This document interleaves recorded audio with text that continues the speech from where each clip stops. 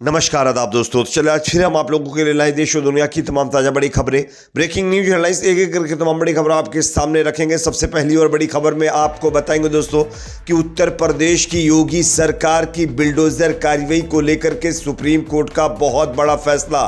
Supreme court ने योगी सरकार को फटकार लगाते हुए उन घर वालों को 25 लाख रुपए का मुआवजा देने का आदेश दिया है जिनके घरों को योगी सरकार की तरफ से बिल्डोजर चलाकर गिरा दिया गया है। आगे इसकी पूरी जानकारी देंगे। साथ ही साथ अगली बड़ी खबर में आपको बताएंगे दोस्तों कि राहुल गांधी की नागरिकता मामले में सीबीआई ने जांच शुरू कर दी है। दिल्ली हाई कोर्ट में इसकी जानकारी सीबीआई ने दी है, क्यों, इसकी भी जानकारी आपको देंगे। साथ ही साथ अगली बड़ी खबर में आपको बताएंगे दोस्तों सलमान खान को फिर से मारने की मिली धमकी।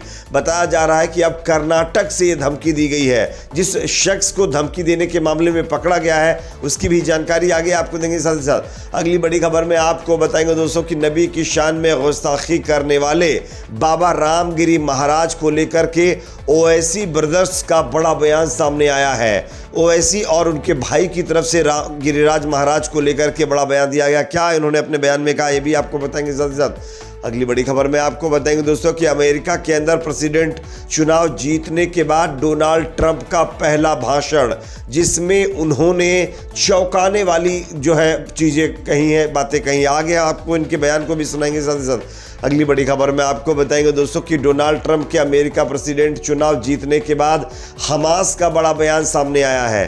हमास ने अब डोनाल्ड ट्रंप को भी हिदायत दी है, किस मामले में, इसकी भी जानकारी देंगे। साथ ही साथ अगली बड़ी खबर में आपको बताएंगे दोस्तों कि अमेरिकी चुनाव नतीजों पर हिजबुल्लाह चीफ नईम कासिम का भी बयान सामने आया है। नईम कासिम ने भी जो डोनाल्ड ट्रंप को हिदायत दी, किस मामले में, इसकी भी जानकारी देंगे। उससे पहले एक छोटी सी रिक्वेस्ट आपसे करेंगे दोस्तों, अगर वीडियो पसंद आए तो लाइक ज़रूर करिए, चैनल पर नए तो सब्सक्राइब करने के बाद बेल आइकन को प्रेस करना ना भूलें। बात करेंगे पहली और बड़ी खबर की। जैसा कि आप लोग जानते हैं कि उत्तर प्रदेश के अंदर लगातार बिल्डोजर की कार्रवाई की जा रही है।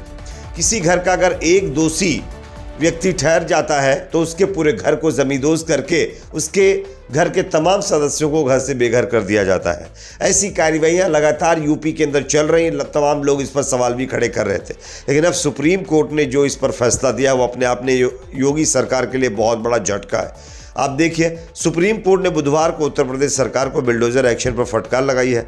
दरअसल मामला यूपी के महाराजगंज जिले का है, जहां सड़क चौड़ीकरण प्रोजेक्ट के लिए घरों को बिल्डोजर के जरिए ध्वस्त किया गया था।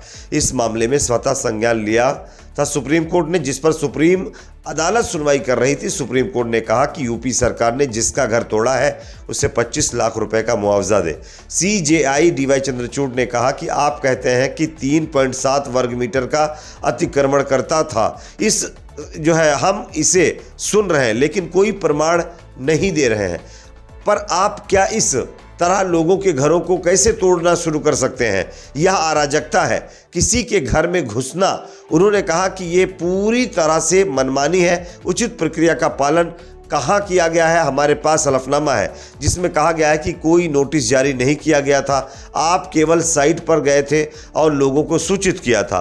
हम इस मामले में दंडात्मक मुआवजा देने के इच्छुक हो सकते हैं, क्या इससे न्याय का उद्देश्य पूरा होगा? सुप्रीम कोर्ट ने इसके साथ साथ कई सवाल पूछे हैं। यूपी सरकार से ये भी पूछा है कि आपने ना जाने कितने घरों को तोड़ दिया है, आखिरकार आपको परमिशन कैसे मिल गई? इसको लेकर के अब फिलहाल सुप्रीम कोर्ट ने 25 लाख रुपए का मुआवजा हर घर को देने की बात कही है, जो कि महाराजगंज के अंदर लोगों के घरों को तोड़कर जो योगी सरकार खुश थी। बात करेंगे अगली खबर की, जो कि सामने दोस्तों यहाँ पर आ रही है। राहुल गांधी की नागरिकता मामले में सीबीआई ने जांच शुरू कर दी है। हाईकोर्ट को ये जानकारी दी गई। जैसे दिल्ली हाईकोर्ट को बुधवार को जानकारी दी गई कि इलाहाबाद हाईकोर्ट द्वारा सुनवाई की जा रही एक जनहित याचिका पर कांग्रेस नेता राहुल गांधी की नागरिकता की सीबीआई जांच शुरू कर दी गई है।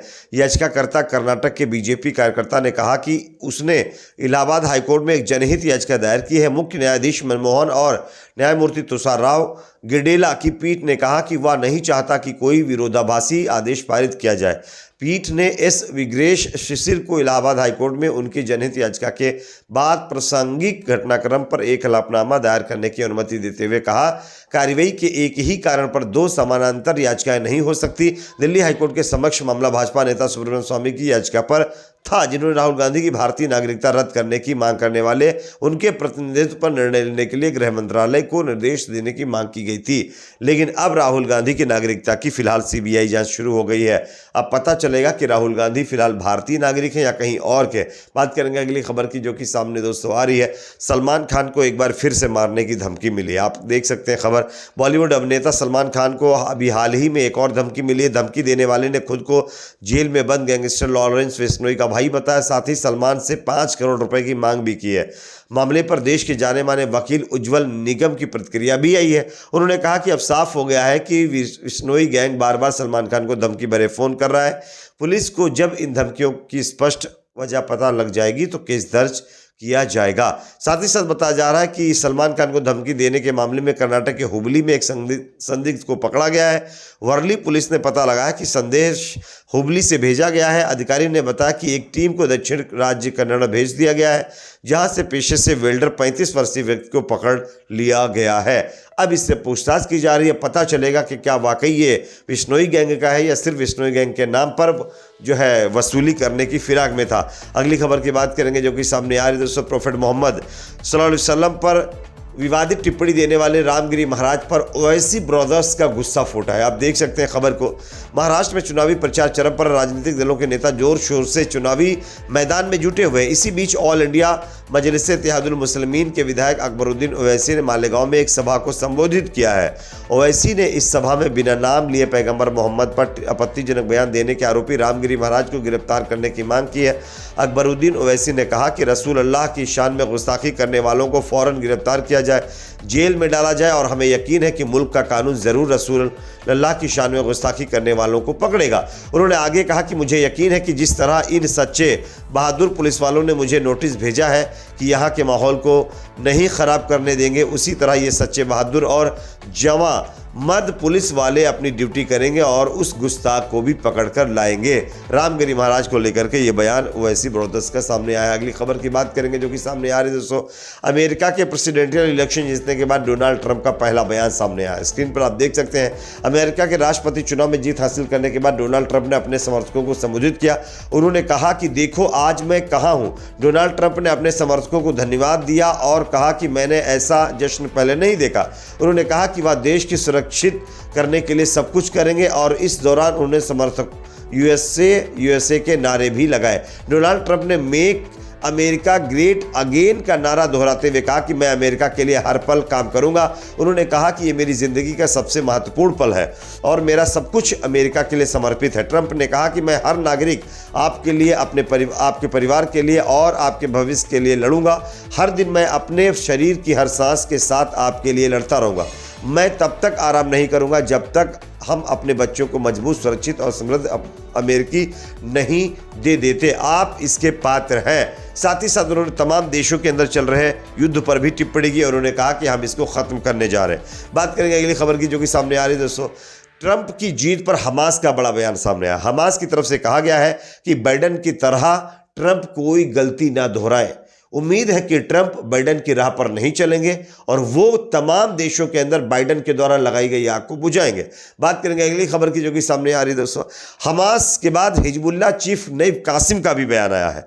नईम कासिम ने भी ये कहा है कि ट्रंप को आने वाले दिनों में जो है इन तमाम मुकाबलों को ख़त्म करवाना होगा। हम दुश्मन को आक्रमण समाप्त करने की मांग करने पर मजबूर करेंगे। ये भी बात उनकी तरफ से कही गई है। खैर, इस पर आपकी अपनी क्या राय है कमेंट सेक्शन में बताइए। वीडियो को लाइक शेयर, चैनल पर नए तो सब्सक्राइब ज़रूर करें।